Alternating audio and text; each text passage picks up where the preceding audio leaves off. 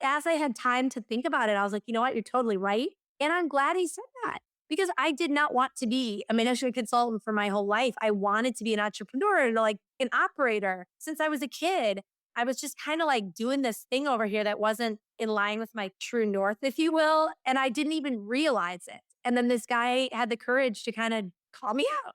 And it was nice.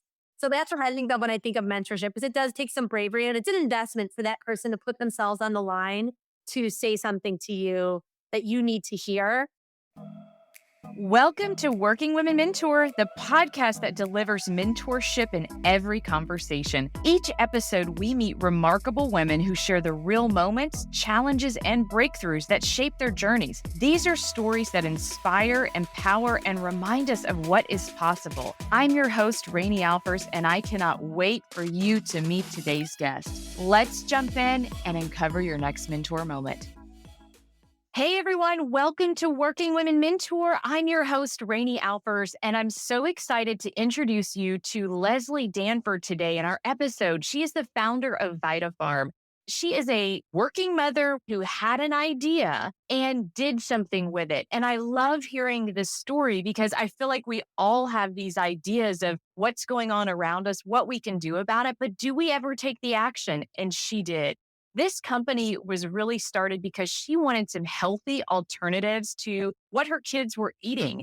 I'll let her share her story, but she's developed these really small doses, these sippable sizes of vitamins and nutrients and gummies and healthy things that we can put in our bodies on the go. And nobody gets on the go better than all of us, right? She is so forgiving in the way that she looks at how we should lead a healthy life and what we need to have in it. And I know, speaking from experience, I don't like those giant vitamins that don't taste great. I tend to not want to take those. So listening to her story, the way she approaches health and vitamins and wellness is something we all need a dose of. So let's jump in and meet Leslie. Here we go. Leslie Danford, thank you so much for joining us on Working Women Mentor. How are you today? Great. Thanks for having me. We're excited you're here. I want to talk about health and vitamins and just everything you're working on. Would you mind giving just a brief introduction of yourself to our audience?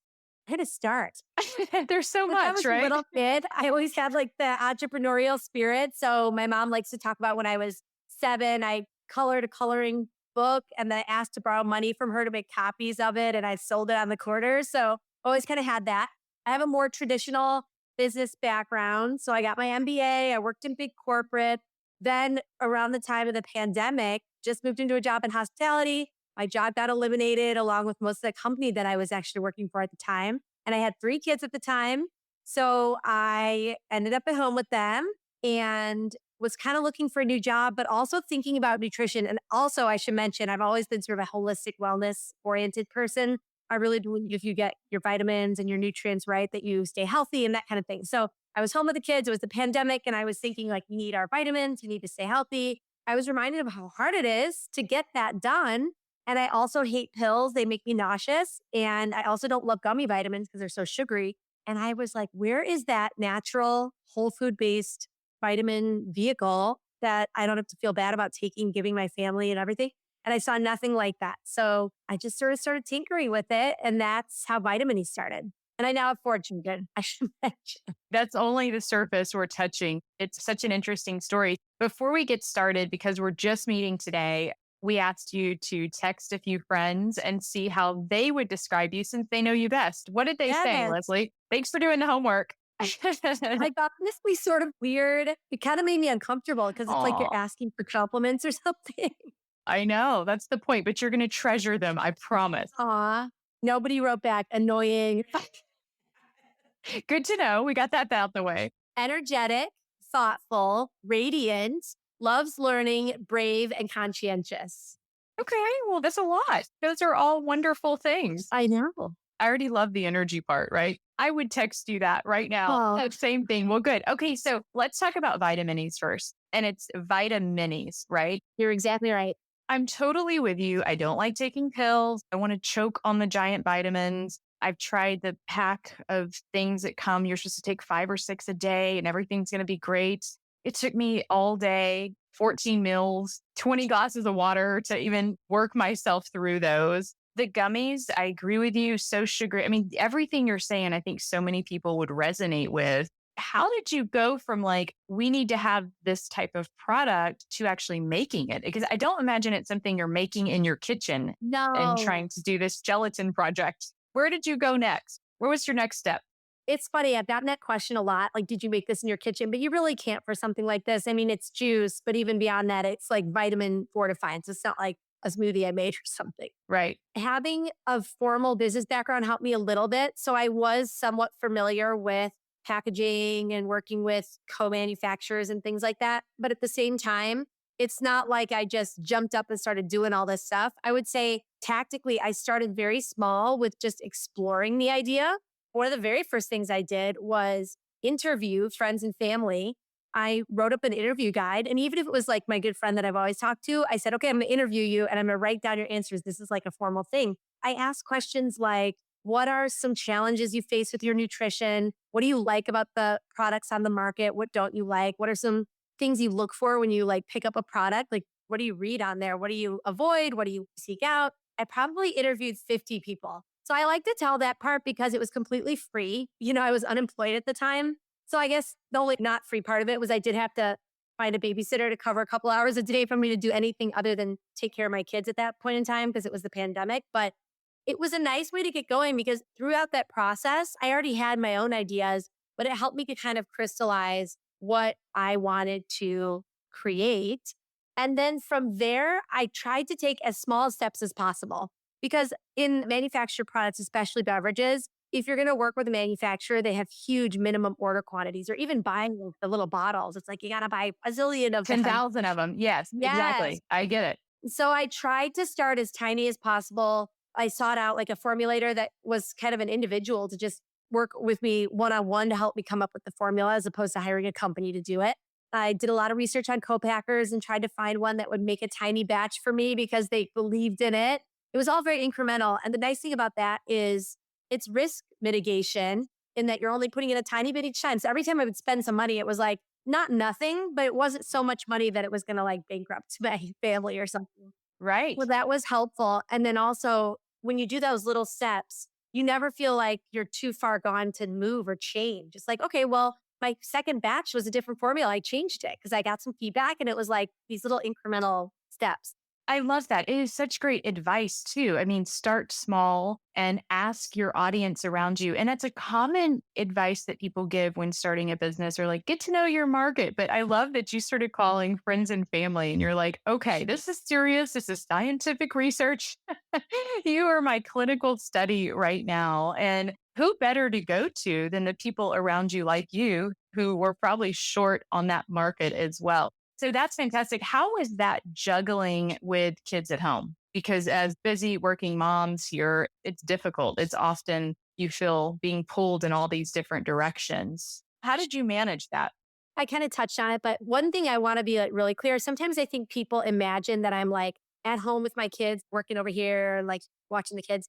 No, I don't know how other people are. For me, if I'm going to get something done, I need childcare. I'm not going to like be able to do anything. And I have four. So like at this point, definitely not. But with one or two, Definitely not. they want your attention and you don't want to neglect them and you want to do a good job on what you're working on. One of the really important things I did early on was carve out that time and hire a babysitter. And that is an investment because I know, especially when I was let go as part of the pandemic, it's like, well, is it really worth spending this money over here to work on something that's uncertain? But at the same time, it was for me too, right? It's like having Right. the two parts of my life and trying to really focus. Like if I'm working, I'm 100% working. The kids are taken care of. If I'm with my kids, I'm 100% with my kids and I'm not trying to multitask, like taking calls or sending emails when I'm with them. That has been really helpful for me because anytime I try to do both, either work when I have the kids around, then the work suffers, or I'm with the kids, but I'm like kind of thinking about work or doing work, the kids suffer. It just doesn't work out well. So I try to really separate and be very intentional, like these hours, these hours. If I have to, I'll leave the house, I'll go hide somewhere because I just think it's just too difficult to do everything at once. And I think that's smart because we often, and I'm sure you feel this from time to time, I still do. It's like if you have too much going on at one time and your kid is there with you, then there's a pool. I mean, there's an automatic pool of, am I doing the right thing? Where should I be right now? Like your brain is not anywhere near 100% on what you're trying to focus on. And I think that's just a very smart boundary. Also, so fair to the kids too. Now they get someone 100% doing their thing. Mom's like happy, healthy on the other side. Those are good boundary reminders, I think, for all of us. It's easier said than done. It I is. remember a couple of specific times where I took a call thinking, oh, it'll just be a minute. The call went longer than I expected. And then also, it kind of occupied my mind then. So even if the call was like 3 minutes long, I was distracted by thinking about the call or being stressed about the call for like another 20 minutes. And I just had to like become really aware of that. Same with picking up the phone. So I would actually turn off pop up reminders on my email so that if I was going to look at my email, it was an intentional choice. I'm going to look at my email. I didn't want to like get sucked into it unintentionally because maybe I picked up my phone to take a picture of my kid, but then the little thing caught my eye. And next thing you know, I lost another 20 minutes. You got to sort of like have these methods. Yes. How did you start developing these daily habits? Like you said, easier said than done. But if you had to give us advice on, 2 or 3 things we could incorporate, what are those baby steps that help you get to where you are right now? Well, when you first asked the question, how did you get there? My first thought was like failure, really, because That's the fair. only way it even occurred to me that I would have to do this is by messing it up many times, getting stressed out and being kind of stressed with the kids. And then afterwards, in the end of the evening, thinking, okay, I took my kids on this nice outing. It was supposed to be really fun. And instead, I was stressed all the time. Or maybe I shot off a hasty response to a work email because I was multitasking and then I like kicked myself for it. So I really think that's the only way you realize you need to do these kinds of things. But I think if I think about like tactically speaking, being very separate with my time is one thing, and investing in, if you will, childcare and help is another thing. Not only like a babysitter, for example, but maybe it's somebody to help clean the house so that like if I do have 2 hours, I'm going to spend that time on this instead of that, it's worth it or whatever. I think the more advanced you get with your career and the more kids you have, the more critical that becomes because something really minor, like, oh, I'm walking by a mess over here. I'm just going to quickly clean it up. You could easily lose an hour. You're so right. I love that you just said that. Like the more kids, the more serious, the more intense your career is, you have to be so mindful of that. And you kind of don't have a choice. I don't know how you feel about that. It's like you have no choice. There is not an extra hour to be had to clean up a mess and get distracted. So, like now, add more children, add more responsibility, whatever those might be for whoever's listening. I look at it like we don't have a choice. We have to have someone helping in our household right now. Yeah. I wish there was a choice, but there's not.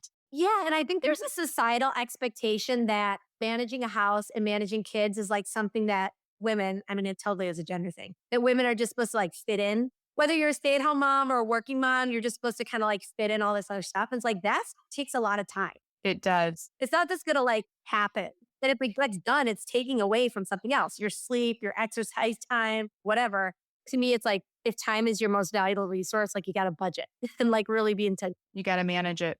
My son, so he's about to turn 13. And the other night it was late. And speaking of boundaries, it was like later in the evening. He's exhausted. He's got an 8-hour day at school, then he's got homework. And then these kids are work too. And that is their focus. And it was late. We are closer to bedtime. And there was this pair of jeans that I'm like, it just came in. Can you just try these on? Because, it's going to end up in the return pile tomorrow. If not, can you try these on? And he goes, Mom, is it really important? Because right now is my downtime. And he wasn't rude and it wasn't like, get out of here or anything. It was just like, right now is my downtime, Mom. Do you mind if we do this tomorrow? Good for him. I walked out of there thinking, look at you in these early boundaries you're setting on your personal time. I was so proud of him. I love that my 12-year-old is reminding me of that valuable quality time to ourselves. I love that. I got to remember that too, because I'm always like, hounding on the chores and all the things. You don't want to teach your kids that they should be just sacrificing, reacting to everybody's demands. That's exactly right. Okay, let's talk mentorship. Share some ideas of early mentorship for you in your career, people that maybe helped and influenced you early on when you were getting started. It's interesting.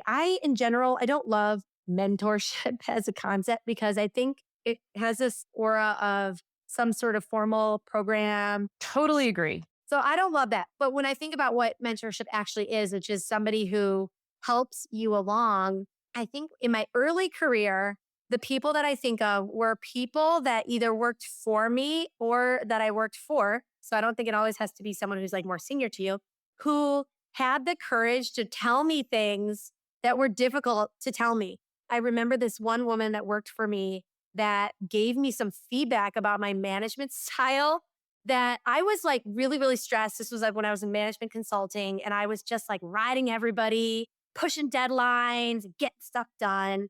And she really called me out. She was like, listen, you are like polluting us with your stress. It's not helping us get anything done. I think you trust me to do this work. So you don't need to like ride me like that, whatever. And when she said it, it was like very shocking. I had to like absorb it. It really helped me because I didn't even realize it, but it took a lot of bravery for her to say that to me. That is someone that comes to mind. Or another guy that I worked for gave me some feedback about my career and whether at the time, like I was in management consulting and I knew I didn't want to be a consultant for life, but I somehow kept like going and going with it. It was you get on that track and going. Right. I didn't want it to be my career. I think he sat me down and said something along the lines of, you are never going to be the best management consultant because we all can see that you don't love it. So why don't you figure out what you love and go do that? And I Oh, was like, what? You know, because you're used to people being like, good job, you worked hard, or you did all the deadlines or whatever. But he just kind of had this like conversation with me that was very honest. Like, it just doesn't seem like you really like this that much. So what are you doing? how did you handle that? I can imagine being surprised. Yeah, it was mad. I was like, what do you mean? I'm working as hard as everybody else. And what do you mean I'm not liking this? As I had time to think about it, I was like, you know what? You're totally right. And I'm glad he said that because I did not want to be a management consultant for my whole life. I wanted to be an entrepreneur and like an operator. Since I was a kid, I was just kind of like doing this thing over here that wasn't in line with my true north, if you will. And I didn't even realize it. And then this guy had the courage to kind of call me out. And it was nice. So that's what I think of when I think of mentorship, because it does take some bravery and it's an investment for that person to put themselves on the line to say something to you that you need to hear. It's time for a quick sponsored ad from EMK Skincare. It's my skincare secret I swear by and love it so much, I bought the company. EMK was founded over 30 years ago in Beverly Hills and is crafted from science-backed research of human placenta and the bioidentical properties to placenta found in nature. High-potency, plant-powered formulas with clinically proven ingredients. Anti-aging is just not realistic, but healthy aging skin is.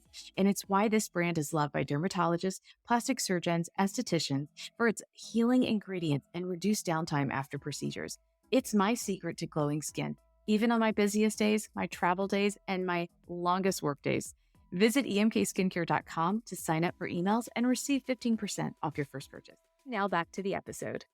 I'm curious, Leslie, what were your next steps? He tells you this, you're pissed about it, shocked, and then it sets in and you're like, hey, you're pretty brave. And then what next? Like, how did you sit down and then really figure out, I need to get the hell out of here and this is what I want to do? What were your steps? Because often when we hear something that is hard to hear, it takes a minute to recalibrate and to figure out what direction we're going. Yeah, I actually didn't do anything, which I think is good. Well, there's always that. You hear something and you're shocked or angry or whatever, and then you take an action really quick, you might regret that, especially when you're talking about something you've been doing for years. So I didn't do anything specific, but I did just let it sink in. And I think it gave me a new perspective on my own self so that in future situations, I was able to notice you're not really enjoying this as much as maybe you thought you were. Or, hey, I noticed this other area of work really is catching my interest. That's interesting to me. And I feel like a natural pull versus what I'm doing over here. It just like opened up my ability to observe that. But I wouldn't say that I like took any action or made any decisions. It was more like an awareness. Yeah, like it gave you a perspective. It almost sounds like it became your barometer a little bit too A of little bit. Yeah. judging what direction you were going. And I agree. I love what you started with. I've always thought mentorship was this formal thing. So did I. And that's why I love these mentor moments, these short pieces, right, of advice we give, because that's really all it is. I know there's formal programs and I know there's so much out there about that, but you can get it from so many places and we've all received it from so many places. So When you think about yourself and how you've given mentorship and how you've given this advice along the way to other people, how has that been for you? Can you recognize that you do that and you are one? And how has that worked out? Building on those experiences, I try to be brave and honest with people within reason, right? It's not like you just go around telling everyone what you really think or whatever. But if you're in a position where you're leading a team or you are somebody's boss or whatever, and especially if they ask you for feedback, if I find myself in those situations, I remind myself, give this some thought and tell them what you really think, even if it's uncomfortable. And I try to note the times where it does feel uncomfortable and think about that. Like, why is this uncomfortable? Is it because I just don't want to put myself on the line, or is it because it's not the truth? And like trying to kind of sort that out so that I can kind of give that same thing to the next person. I think the other piece is just noticing people and taking time to just notice, like, hey, I noticed you did a great job over here, or hey, I noticed something's bothering you, or whatever. And just like trying to look for ways to kind of give that feedback and connection. That's like what I try to more in those moments, more than signing up to like mentor somebody for 6 months or anything formal like that. And that could be like a fellow entrepreneur. It could be like somebody who's working with my kids as an employee or whatever. Like it could be anyone. It doesn't have to be in a formal business setting. Yeah, I absolutely agree with that. And I'm curious with your 4 children and working mom, and probably I was even going to say this too, is because we have the similar view. I didn't grow up with the idea of like, hey, let me tell you about mentorship and what that means and what that looks like. We didn't have those conversations in my household when I was young. And so thinking about how we tell our kids today and how we describe what mentorship is to our children. How do you feel about that? That's interesting. I haven't thought about that, but I think what I would probably tell my kids is that every person in every situation offers you something to learn, whether or not somebody is going out of their way to teach you or tell you something, or if you just find yourself in a challenging situation with someone, or you make a mistake in a situation or whatever, there's always something to learn.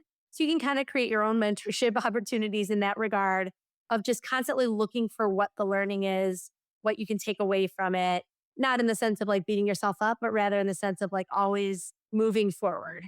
It's like that awareness again and the lessons we get from it.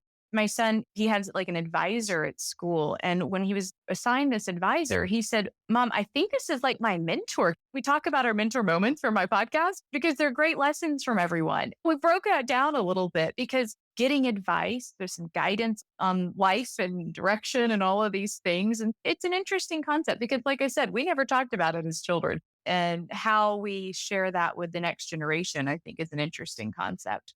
Yeah, no, and it's important. It really is. And so when you're thinking of your business and everything that you've become as an entrepreneur, leaving an industry, starting the new company, do you have employees now? I have contract employees, yeah, but I'm the only full time employee. Perfect. And so you're having to lead folks and be a guide in your own right, steering your own company as well. How do you think mentorship looks just in your industry you're in? Have you been able to connect with others in the same industry? Have they been open minded? Have you reached out to anyone? Oh, definitely. It's different because you're not in any sort of structure, but there's tons of people I connect with that are either fellow entrepreneurs or vendor partners or contract partners or whatever. Like I was saying before, all of those different relationships can offer learnings. So I think about like in different situations, the person that I'm working with has advice and experience that I don't have. And that's an area that I can learn from. But I think the other thing is being a solo entrepreneur in particular, you really have to be kind of humble in terms of what you know and don't know because I'm just one person and I'm trying to do all these different things. And that really helps to kind of make those mentorship type of connections to just say, listen, this is an area I don't have experience in and you do. Like, can you tell me what you think? And people are usually more than willing to do that, but it requires you to put yourself out there and say, I don't really know. Do you know? Because if you got to act like you know, you're not going to get any advice. I do that all the time because I don't know everything. And people are so much more willing to help you if you let your guard down and be really real about what it is you need help with. I mean, goodness, that's what they're out there for. That's why everybody is kind of a specialist in different areas. So I love that. It's a great reminder. And so When we're thinking about your business, I have to talk about your vitamins because we started the episode with how you got into this industry and it's such a great story. But tell us about like, I'm feeling as a mom, as just someone who even takes vitamins myself, there's so many choices to make on the market. Right now, I'm using AG greens. So I'm doing like the daily green shake. Those are the days that I'm at home and can mix a shake or at my office and can actually mix one. Other days I'm doing other things, but there's so many choices as to how to decide what to take. Can you tell us your advice on like what women should be doing right now or what some ideas are? Yeah. My personal philosophy is to try to remain flexible because my life is very crazy. So I'm never going to be able to do everything with 100% consistency. That's actually what Vitaminis intends to do. It's a little shot, and it's not that you have to take it religiously every day, but maybe you pop it in your lunchbox or you drop it in your smoothie, or like sometime you forgot to take your other supplement. So you're going to grab one of these out of your fridge on the way out the door. That's kind of how I try to do things, is like maybe someday I'm able to get a whole bunch of different vegetables. I think 25 plant-based foods a day is the advice I've heard. So it's like maybe sometimes I can get that done. Other times I can't. Maybe this day I make myself a smoothie. Maybe this other day grab a Vitaminis on the way to the gym, whatever. So it's kind of like that mix and match. And I've also heard the advice that you can really think about your nutrition on a weekly basis, which really takes the pressure off, right? It's like you don't have to get every single meal every single day perfectly. You can just make it up in the week. I love that. It gives you a little bit of a allowance. Yeah. It basically says if you've got pizza tonight for dinner because that's just what happened, that's okay. You can do some other things during the week. And it's not like I didn't get my 20 other vegetables that day. Yeah, totally. It's like your kid didn't eat their vegetables at dinner. That's okay. You can give them some fruit in the morning for breakfast or whatever. And I think in terms of what women should be thinking about, so I'm becoming more educated on like perimenopause, menopause, which I didn't realize menopause is like a day. It's like the day that's 12 months after your last period. And that whole time leading up to it, like years could be perimenopause where you're kind of having the symptoms and like nearing that transition. So that's an area I've been thinking a lot about lately. Me too, by the way. Yeah. Me too. You have a Yes. lot of Vitaminis customers that are thinking about that. And so on that front, zinc and magnesium are really good for hormone regulation. So if you're noticing breakouts or hot flashes, or you're like waking up at night, zinc and magnesium can help with that. And magnesium also helps with sleep and relaxation. So you got to get the double benefit. And then on the gut health side, the gut is so important. And I'm like still been doing this for several years now, and I'm still learning a ton. It's connected to your mental health, your anxiety, your peace of mind. It's also connected to your immune system, all these things. The building blocks for gut health, the key building blocks are probiotics and fiber, which is why we designed vitamin E shots to have those two things. And so those are important things to get in, especially women of the perimenopause and menopausal age. It helps just kind of regulate you. And also weight gain can be an issue at this time of life, and getting enough fiber and keeping your gut healthy can help make sure you're getting all the nutrients out of your food and not feeling hungry and feeling satisfied.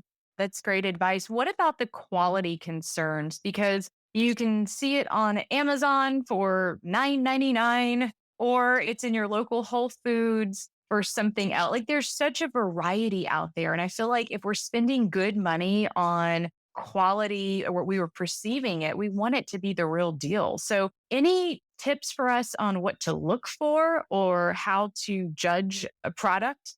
That is tough. And I feel like, especially in the supplement world, there's so much stuff out there. That's actually one of the reasons I chose with Vitaminis to go with food label through the FDA, so that everything that we're doing is in accordance with FDA regulations. Because when it comes to supplements, you really don't know. Those ingredients are not FDA approved. And you'll see on those bottles, it'll say none of this is backed by the FDA. So that's just a call out in general. If you're in the supplement world, just know you're kind of in the Wild West. We're operating as a fortified food for that reason, because I feel better about it. But for me personally, I do read labels. When I look at labels, I look at the ingredients and try to just make sure nothing on there is like incomprehensible. And that's how I design my vitamins as well, as like everything on here should be very obvious what it is. And if it's not, then it's a problem for me. I also look for added sugar. And then I just look through the vitamin content to see, like, is there actual nutritional value? I'll look for protein, not in vitamin shots, but other foods, protein, fiber, vitamin content, sugars and added sugars, and then mystery ingredients is kind of where I go. And then the other thing I'll say too is I like reviews a lot, because at the end of the day, that just gives you a flavor for how the product is working for other people. Nothing speaks louder than somebody's recommendation. Like this just works. Then it's like, okay, it works. Can't argue with that. So that's another thing I'll look at. Real reviews are the best thing. I mean, especially not the bought and paid for ones, but like the real feedback about like how it made them feel or if it's worked or the energy difference between it. You mentioned the mystery ingredients. I have to ask about that because is it like the dyes and the coloring and things like that, like fillers? Because I hear, other friends and they're just like, oh, unless it's vegan and super clean, I'm not going to touch it. And I couldn't tell you what is super clean if I had to compare two labels, to be quite honest with you, Leslie. So, Yeah. is there anything that we should point us out to in the direction? For me personally, I don't get down super granular. Like there's like particular things that I avoid. And I know some people really do. For me, I think it's two parts. One is I look at the list, and if the list itself is like super long and just lots of big words, like a big old list like this, then I'm like, that just rubs me the wrong way. So there's that. Like everything at the end, if it's 3 or 4 sentences of random. Yes. Yeah, okay. Like, for example, when I was designing vitamins, this is the ingredients. There's 7 ingredients plus water. And it's like orange juice, pineapple juice, magnesium, vitamin C, citrus flavor, and zinc. That's it. And that's why I did that because I don't want a long list. I don't want weird things. I don't have a list of things to avoid, but if I do see dyes, if I see things that just sound like chemicals, then I don't love that. And it's funny because one of the inspirations behind gut health, my 5-year-old at the time was constipated, and I went to the pediatrician and they recommended this leading brand laxative that were like name me brand names that everybody takes it with their kids. I just looked at the first ingredient and I was like, what is that? So I Googled it. It comes from petroleum. It's a petroleum derivative. And that is like a perfect example where it's like, why are we giving our kids petroleum derivative in there to eat? So like that kind of thing where it's like, what is that? That was one of the inspirations for gut health. I was like, where is the just like easy, natural, not a prune, but not a petroleum derivative? How are you getting your kids to understand the benefits of vitamins, to take what you've created? Because you're drinking yours essentially. Yeah, these are just the dots. So, do they drink them? What are kids doing every day? We keep them handy. We keep them in the drink fridge. And if they're like, hey, can I have one? It's like, sure. So they're just like around. And I think that back to my prior thing, I try not to be too rigid with everything because at least with my kids, like the more rigid I am, the more they're going to fight about it. It's true with everyone.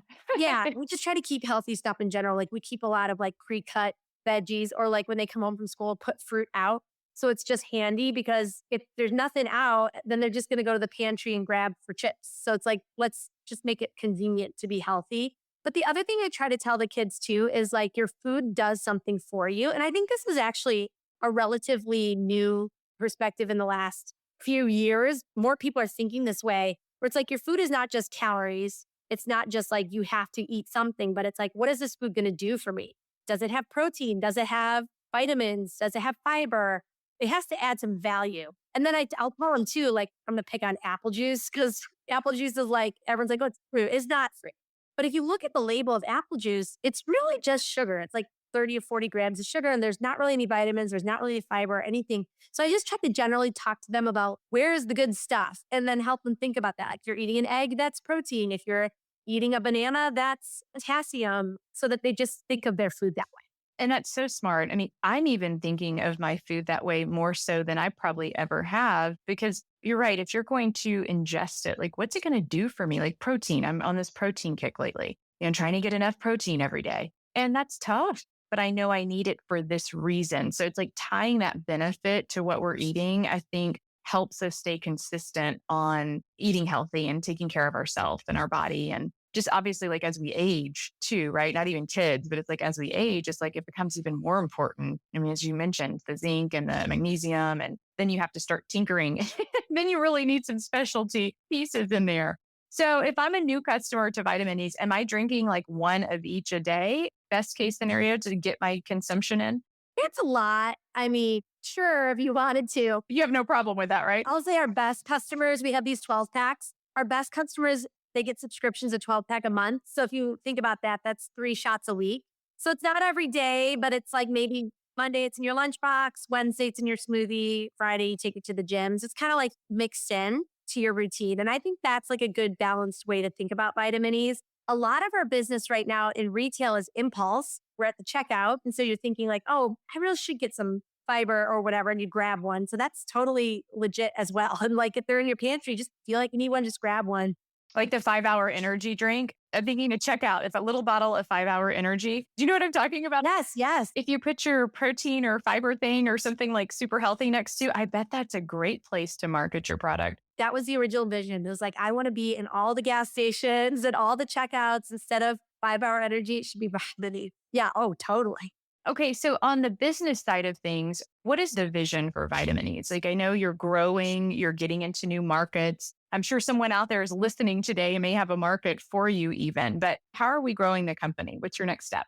Yeah. So my immediate priority right now is to expand our availability, like in retail, more people can find it. I think when COVID was happening, I thought e-commerce was going to take over the world. But the reality is, especially when it comes to food and beverage, people like to see things in person and try them there. So that's kind of my priority in terms of the business. But long term, I would definitely love to expand Vitaminis. I think there's expansion in terms of functions. So, for example, I have a third shot that I'm thinking about called Daily Greens, which would be kind of like similar to the UG1 that you're talking about, delivering vitamins from green vegetables. And you could imagine some other shot formats, whether it be protein or bone health or vision health or whatever.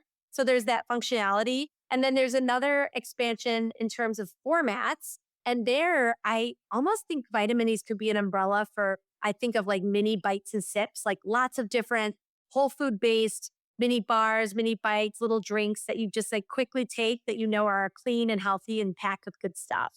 Yeah, that's good. I mean, quick and healthy, that's the dream combination.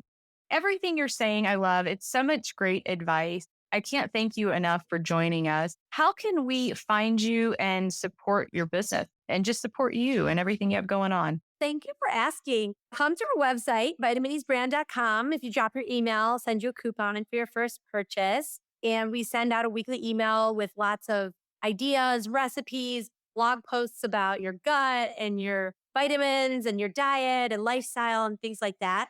So I think that's the best way. But we're also on social media at vitaminisbrand.com. And we are at Fresh Time Farmers Market and the Fruitful Yield if you live in the Midwest, and hopefully coming to some more retailers near everybody else soon.